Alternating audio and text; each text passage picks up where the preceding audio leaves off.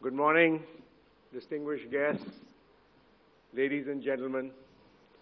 Welcome to the 14th edition of India's finest festival of ideas and arguments. What a year it has been, full of great upheavals, astonishing victories, and astounding comebacks. In the long-running soap opera that is Indian democracy, this has been a year of chills, spills, and assorted thrills. We have witnessed a one-man demolition squad. He first demolished the old guard of his party and bent it to his will. He then went to diminish the grand old party to a point where it could not even be recognized as an official opposition. I think you know who I'm talking about, Mr. Narendra Modi. In my 40 years of journalism, I have not seen such a relentless, high-voltage election campaign as that of Modi's 2014 general election. It was a lethal combination of digital warriors with RSS foot soldiers. The maximum campaign got maximum results. After 30 years, a clear mandate to one party. And if I may say so, I believe this mandate was for development, not for divide, for empowerment, not for appeasement, for performance, not for preaching. It is a welcome change which for the last 5 years,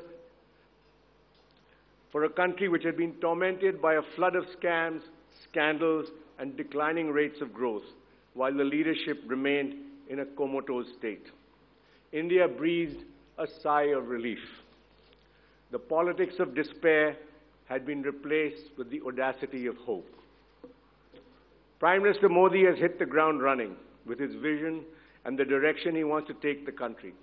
I believe it's the right vision. With 270 million people still below the poverty line, raising their standard of living has to be the topmost priority for any government.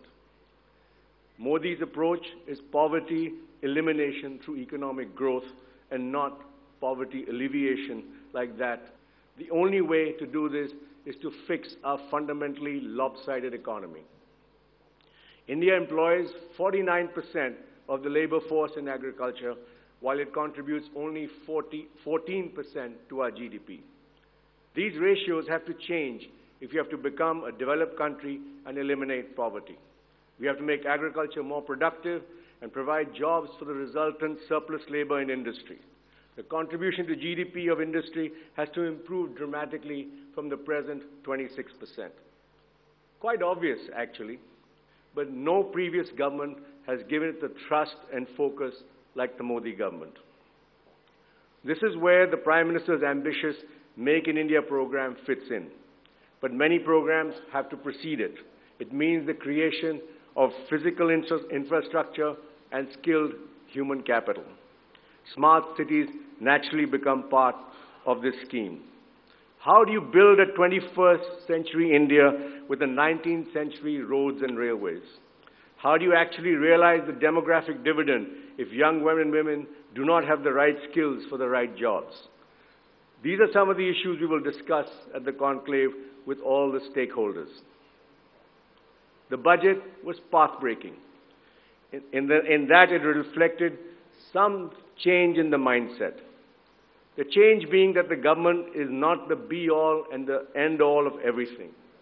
Limiting the unproductive doles, which are the hallmark of the previous regime, and setting the ambitious target of 69,500 crores for disinvestment was a reflection of this change. It is a recognition that government management of business enterprises is often the kiss of death. The test will obviously lie in implementation, which is where most governments flounder. As for me, I'm Oliver Twist. I want more. I believe government should not be involved in banking, insurance, hotels, transport, mining, energy. You get the drift.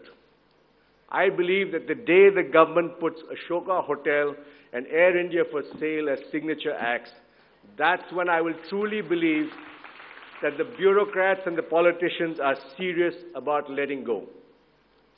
The other big change that has happened, somewhat as a happy coincidence, is the acceptance by the government of the 42nd Finance Commission, where 42% of the taxes receipts will go to the states. This is a very fundamental change in our federal structure.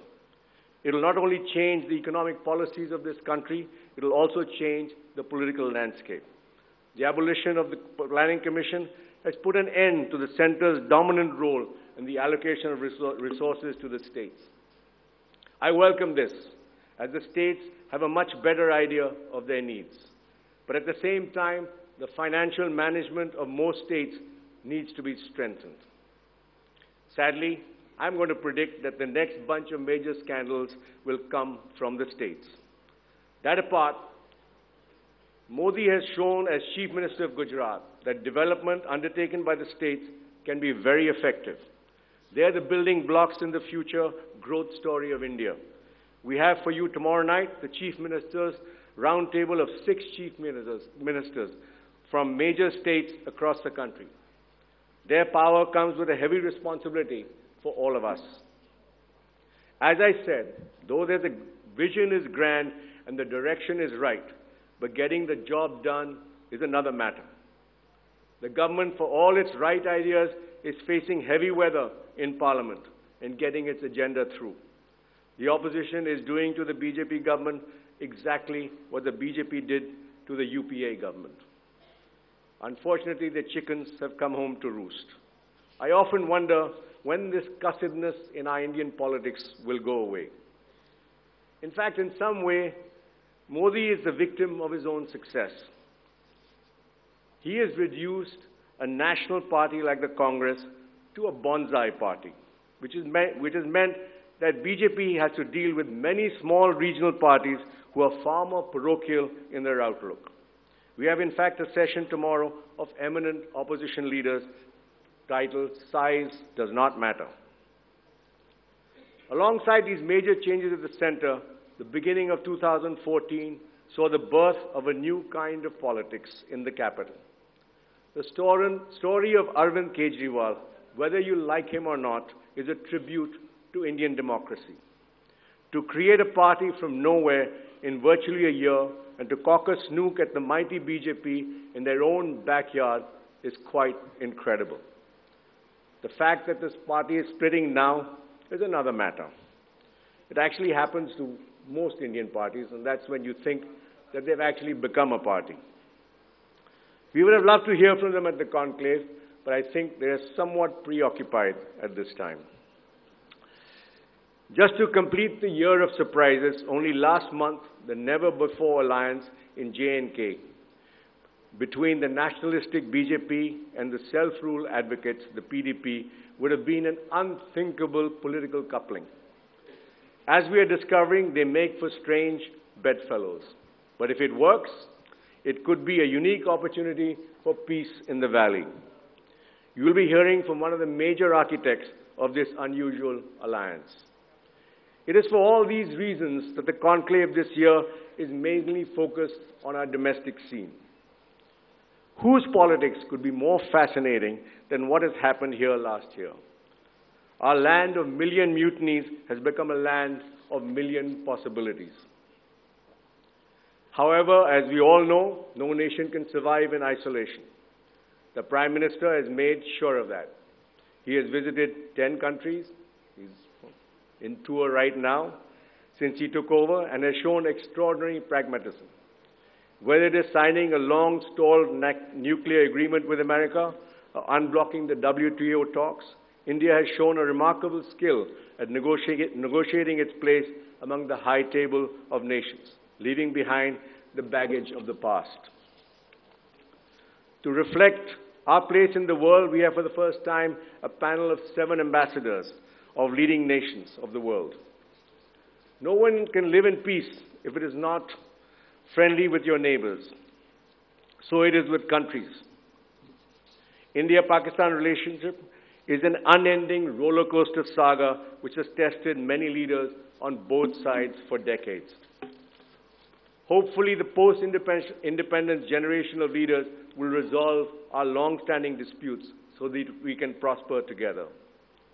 We have with us at the conclave one of Pakistan's most articulate diplomats and one of India's most experienced strategic advisors to discuss our prickly relationship. We also have our defense minister and former army chief who will tell us how secure our borders are and what is needed to upgrade our armed forces. A little further away from us, a country in a permanent state of war for over 3 decades, where a remarkable democratic experiment is underway. With American troops withdrawing, there is an air of uncertainty hanging over Afghanistan. What happens in this country affects the whole region. We are therefore fortunate to have the CEO of this war-torn country to tell us whether they can hope for a lasting peace. And just a little further away from Afghanistan, a new kind of terror threat looms large. It is the world's new nightmare, heavily armed, liberally funded, and well organized to the point where it publishes an annual report of its terrorist activities. Instead of financial numbers, it has body counts. At the conclave, you will hear about it from one of the world's leading experts on ISIS from Princeton University, 2 former hostages, and Afghanistan's former head of the Directorate of Security. No conversation at the conclave can be complete with what completes India, its soft power. A young woman who first came to India as a naive model more than a decade ago will tell us how she became a superstar with many blockbusters to her credit. One of the world's foremost gurus will share secrets of ageless living and timeless thinking. A grandmaster of chess will show us the moves that made him great. And one of the world's brightest young mathematicians will tell us why he's powering an initiative to bring back the world's finest to teach in India. And a group of brilliant young comics who have become poster boys for freedom of speech and the art of laughter in India. With the World Cup in progress, we begin with a sport that obsesses us and unites us. One of the greatest cricketers ever will tell us what drives him as he steps off the pitch, but never out of the limelight. His career has been a remarkable one, as his conduct has been exemplary.